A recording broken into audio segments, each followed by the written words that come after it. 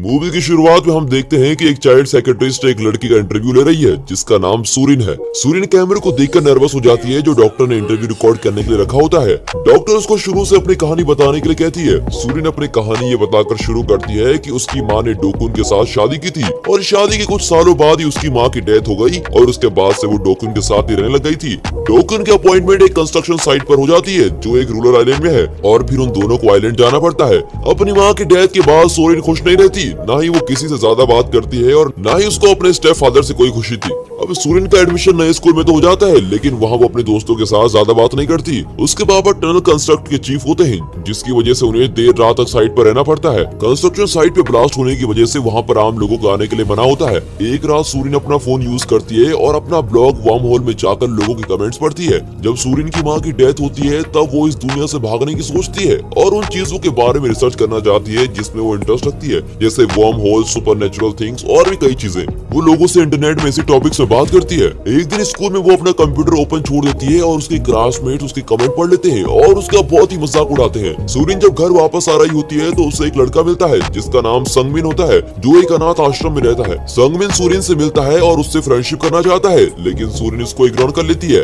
अगले दिन लंच के टाइम सूरिन संगमिन से मिलती है और संगमिन के फ्रेंड्स उसके ब्लॉग के बारे में उससे बात कर रहे होते हैं। संगमिन ये सब पढ़ने के बाद ये दावा करता है कि इसमें कुछ तो है और उसी दिन संगमिन सूरिन को फॉलो कर रहा होता है जब वो घर वापस जा रही होती है। बहुत बुलाए जाने पर संगमिन कहता है कि तुमने जो कुछ भी ब्लॉग पर लिखा है मुझे उस पर यकीन है और उससे भी सुपरनेचुरल चीजों में इंटरेस्ट है। फिर वो दोनों दोस्त बन जाते हैं। सूरिन संगमिन से सीक्रेट बताने के लिए एक अलग ही लैंग्वेज बनाती है जिसे सिर्फ सूरिन और संगमिन ही समझ सके। वो एक दूसरे के लिए रोज उस डायरी में नोट लिखते हैं।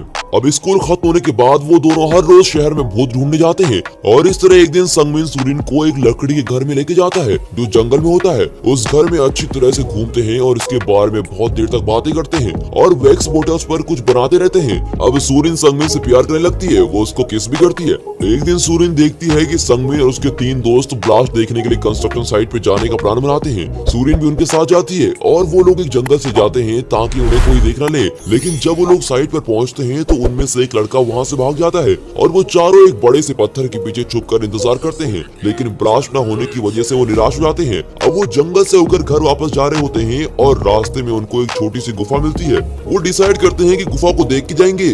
उस गुफा में उन्हें एक चमकती सी चीज दिखाई देती है जो गुफा के अंदर पानी में होती है। सूरिन को लगता है कि वो एक पत्थर है। अब संगमिन उस पत्थर को लेने के लिए पानी में जाता है और उस पत्थर को बाहर ले आता है। जैसे ही वो उसे बाहर लेकर आता है वो चमकना बंद कर देता है और देखते हैं कि वो एक एग है। उनमें से एक लड़का जिसका नाम टेशिक होता है वो कहता है ये गॉब्लिन का टाइम का होगा।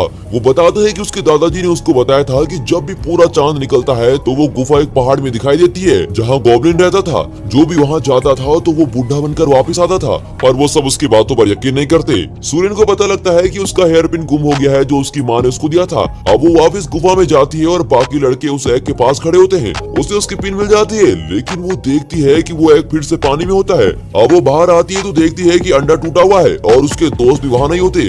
वो अपने दोस्तों को रात होने तक ढूंढती रहती है लेकिन वो जंगल में गुम हो जाती है और उसे रात वहीं काटनी पड़ती है। अगले दिन पुलिस उन बच्चों को ढूंढने लग जाती है जिस पुलिस टीम का इंचार्ज डिटेक्टिव एन होता है। जल्दी पुलिस को सूरिन बेहोशी की हालत में मिल जाती है। हॉस्पिटल में सूरिन से डिटेक्टिव एन पूछते हैं कि क्या हुआ था और बाकी के बच्चे कहाँ हैं। सूरिन एन को सब कुछ बता देती है कि कैसे वो गुफा में गए और उन्हें वो चमकता अंडा दिखाई दिया, लेकिन डिटेक्टिव एन और बाकी लोग उसकी बातों पर यकीन नहीं करते। सूरिन इसको जंगल में लेके जाती है और गुफा दिखाती है लेकिन वहाँ पर कोई गुफा ही नहीं होती। थोड़ी देर बाद डिटेक्टिव को बताते हैं कि एक लड़की की लाश मिली है जिसका नाम जेवॉक है। उसकी बॉडी बीच पर मिलती है जो 20 किलोमीटर शहर से दूर होता है। अब थोड़ी देर बाद ये पता चलता है कि उसकी डेथ अस्थमा अटैक से हुई है। कोई इसको जमीन में दबाने की कोशिश कर रहा था। अब ये केस मिसिंग की जगह किडनैपिंग में बदल जाता है। कुछ हफ्ते बीतते हैं लेकिन बाकी के 2 लड़कों का पता नहीं चलता। अब संगमिन के बिना सूरिन पहले जैसे हो जाती है। वो बहुत ही कंफ्यूज हो जाती है कि उसकी बातों पर कोई यकीन क्यों नहीं कर रहा है। एक दिन उसको घर के बाहर से आवाज सुनाई देती है। वो देखने के लिए बाहर निकलती है और देखती है कि एक आदमी जंगल की तरफ भाग रहा है। वो उसका पीछा करती है और बहुत आगे तक जंगल में पहुंच जाती है। अब कुछ मिनट बाद वो जमीन पर गिर जाती है और वो आदमी भी रुक जाता है। वो उसको बोलता है और उसकी तरफ देखता है लेकिन सूरिन शॉक हो जाती है। वो आदमी खुद को संगमिन कहता है और जैसे ही सूरिन संगमिन का नाम सुनती है वो वहाँ से रोते हुए भागने लगती है और वो डोक्यून की कार के पास आकर रुक जाती है और उसको उस आदमी के बारे में सब बताती है। पुलिस को इस घटना के बारे में पता चलता है और वो उस आदमी को ढूंढने लग जाती है। पुलिस को लगता है कि वो आदमी किडनैपर है।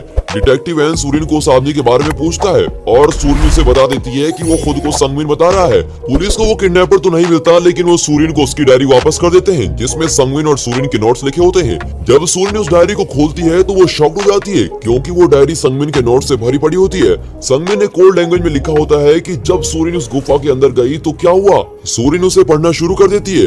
वो लड़के अंडे को लेके काफी नर्वस होते हैं कि उस अंडे के अंदर क्या होगा और संगमिन उस अंडे को सूरिन का इंतजार किए बिना ही तोड़ देता है। जब वो खाली निकलता है तो उनको काफी निराशा होती है। जब सूरिन उस गुफा से बाहर नहीं आती तो संगमिन उसको देखने के लिए अंदर जाता है और देखता है कि वो जाम हो गई है। वो उससे बात करने की कोशिश करता है और उसको हिलाने की कोशिश भी करता है, लेकिन कुछ नहीं होता। कुछ टाइम के बाद वो देखता है कि पानी की बूंद हवा में जम गई होती है और ये सब देखकर वो गुफा से बाहर आता है और देखता है कि आसमान में चिड़िया भी जम गई है। वो अपने शहर की तरफ वापस आता है और देखता है कि सब कुछ वहीं उसी जगह पर रुका हुआ है, उसकी अपनी फैमिली भी।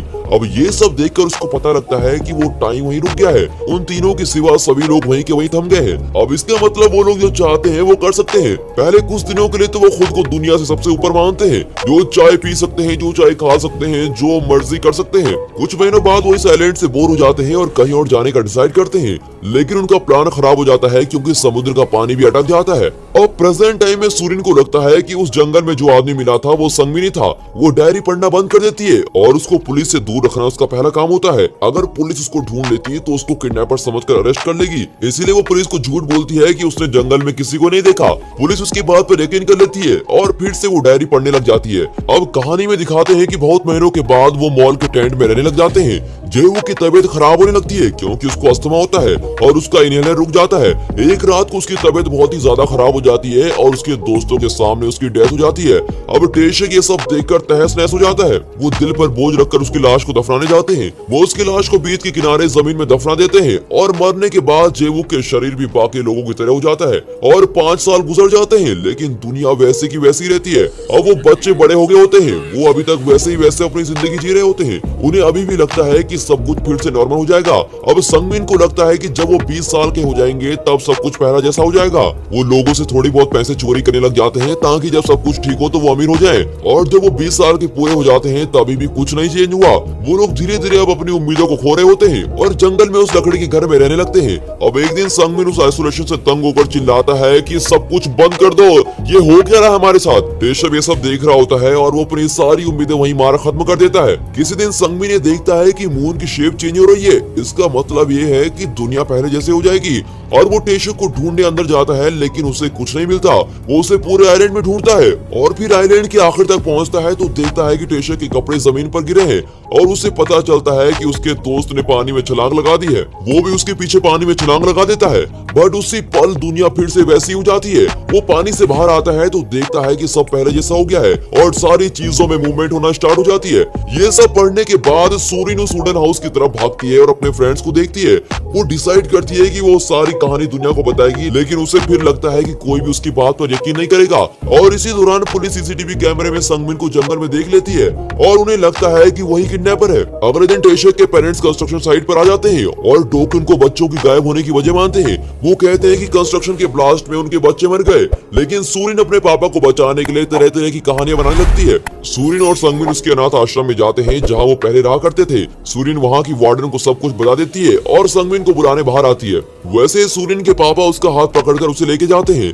अब संगमिन वार्डन को माँ की तरह कहता है और उसको सब कुछ बता देता है कि वो बचपन में क्या करता था, लेकिन वो उस पर यकीन नहीं करती। डोकिन सूरिन को रूम में बंद कर देता है, लेकिन संगमिन पीछे का दरवाजे से आकर उसको आजाद कर देता है। वो वहाँ से भागने लगते हैं और डिसाइड करते हैं कि उन्हें आगे क्या करना है। सूरिन को याद आता है कि उसने केव में एक एग को देखा था। वो कहती है उस एग का यूज करके वो फिर से एडल्ट बन जाते हैं और इनोसेंट साबित हो जाएगा। संगमिन उसके इस आइडिया से सहमत नहीं होता क्योंकि उसे पता है कि दोबारा उस आइसोलेशन में रहना कितना मुश्किल होता है। अब यहाँ डोक्यून देखता है कि उसकी बेटी गुम हो गई है। उसको पता चलता है कि वो वुडन हाउस की तरफ गई है क्योंकि वो उसकी और संगमिन की फोटो सूरिन के फोन में देख लेता है। वो रात उस वुडन हाउस में जाता है और संगमिन पर अटैक कर देता है और सूरिन को वहाँ से ले जाने की कोशिश करता है, लेकिन संगमिन उसको बाहर कर देता है और सूरिन को लेकर भाग जाता है। अगले दिन पुलिस इन्वेस्टिगेशन के लिए वुडन हाउस में जाती है और उसे लगता है कि किडनैपर सूरिन को अपनी बातों से उसको बहला रहा है कि वही संगमिन है। टीवी पर सूरिन की गायब होने की खबर आ जाती है ताकि पुलिस को ढूंढ सके। सूरिन संगमिन से अलग होने से पहले उसको कहती है कि वो उसे गुफा में मिलना चाहती है। अब डिटेक्टिव एन उसको बार बार समझाते हैं कि वो किडनैपर झूठ बोल रहा है, लेकिन वो नहीं मानती। सूरिन वॉशरूम जाने का बहाना बनाकर उस गुफा की तरफ भाग जाती है और वो गुफा से एग को बाहर लेकर आती है और संगमिन को दे देती है, लेकिन वो वापस करने से मना कर देता है क्योंकि वो नहीं चाहता कि सूरिन इसका इस्तेमाल करे। अब संगमिन खुद को अपने दोस्तों को मारने के लिए जिम्मेदार समझता है और वो वहाँ से जंगल की तरफ भाग जाता है। सूरिन उसका पीछा करती है और उसी वक्त पुलिस आ जाती है और वो उन दोनों का पीछा करती है। वो सब एक पहाड़ी के किनारे के पास पहुंच जाते हैं। पुलिस संगमिन को अपने पास खींचने की कोशिश करती है, जिस दौरान सूरिन को धक्का लग जाता है और वो नीचे लटक जाती है। अब डिटेक्टिव एन उसको ऊपर खींचने में हेल्प करता है। संगमिन भी उसे बचाने में हेल्प करता है, लेकिन उससे पहले वो दोनों नीचे गिर जाते हैं। संगमिन टाइम को रोकने के लिए फिर से उस अंडे को तोड़ देता है। थोड़ी देर बाद जब सूरिन उठती है तो वो देखती है कि वो और डिटेक्टिव एन एक बीच पर है। उसे लगता है कि संगमिन किसी अलग युग में चला गया है।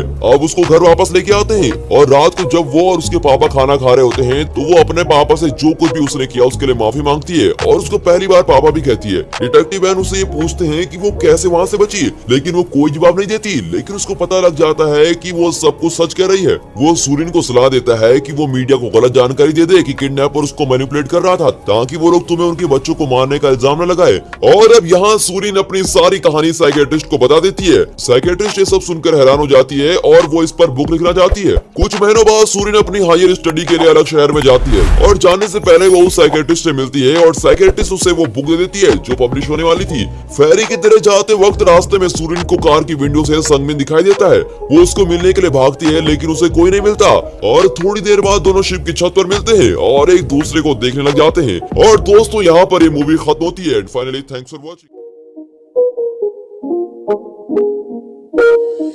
It's not a game, it's a lifestyle.